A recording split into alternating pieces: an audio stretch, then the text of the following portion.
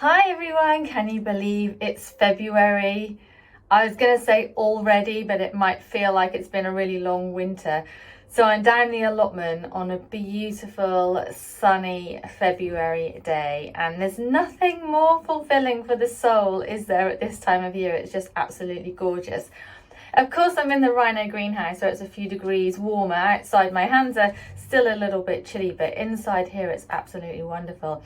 I'm actually giving it a little bit of a clean out because I haven't been down here for a while, and just starting to get things prepared for spring. And February is amazing because the snowdrops are blooming. There's so many things to see, like the little iris are flowering as well, and that kind of purple vibrance is so beautiful. You know, there's bulbs popping up through the soil. You might start to see your tulips and daffodils and hyacinths just kind of peeking up through the soil, and it's just full of hope. But it isn't all of those things that gets me excited in February. It's most definitely seed sowing. You know, as you sow those seeds, you're just filling your soul with all the hope of the growing season to come. So here's a few tips of how to sow seeds during February, March, April, and all throughout the year for your very good well-being.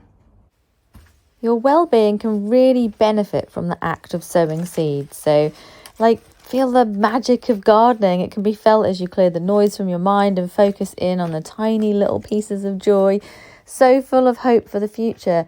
And, you know, with just a little care and nurturing, these plants are going to become something amazing. It seems a miracle that a giant pumpkin grows from a small seed, you know, that's just slipped under the soil, or how these tiny raggedy seeds like these produce a superfood such as beetroot, or just one small half moon shaped seed go on to become a bright yellow and orange medicinally useful pot marigold. You know, the remarkable journey of these seeds starts right in your hands, and you have the ability to nurture life, bringing you happiness and good health. So before you sow the seeds that you've chosen to grow, these are beetroot seeds, feel them gently in your hand, like move some carefully between your fingertips and focus on the sensation of dropping them into the soil. So these beetroots, it's not one seed.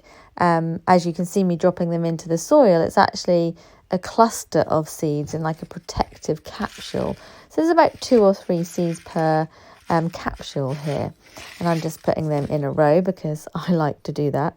But if you look at this, just watch them drop into the soil. Like, slow your mind, focus in on the moment. It will help to lower your blood pressure and for you to really appreciate these moments outside in the garden, growing plants. It's like a miracle of life.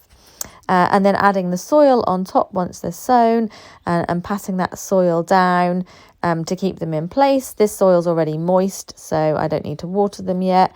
And just know that, you know, this is a really good act of gardening for your well-being. So I then placed my trays onto this rack in my Rhino greenhouse, which will soon be full of seeds. And I love what this rack looks like as well, especially when there's lots growing and germinated. And don't forget to label them, whatever you do, so that the trays don't get muddled up. So while you will find some beautiful February and early spring, like late winter, early spring days, it's still not warm enough for the automatic vents to open just yet. And while I'm excited for those days, there are still some cool days to come. And in fact, icy and maybe, you never know, even snow.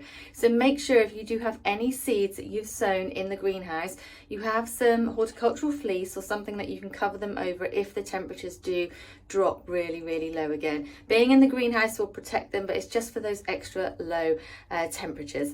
So during spring, of course, there's so many seeds to sow, but my biggest tip for just reducing the overwhelm of how much there is to do sometimes is to just enjoy the process and just watch those tiny seeds hitting the soil and knowing that they're going to become something really amazing later in the year, and just thoroughly enjoy your time outside and, of course, in the greenhouse.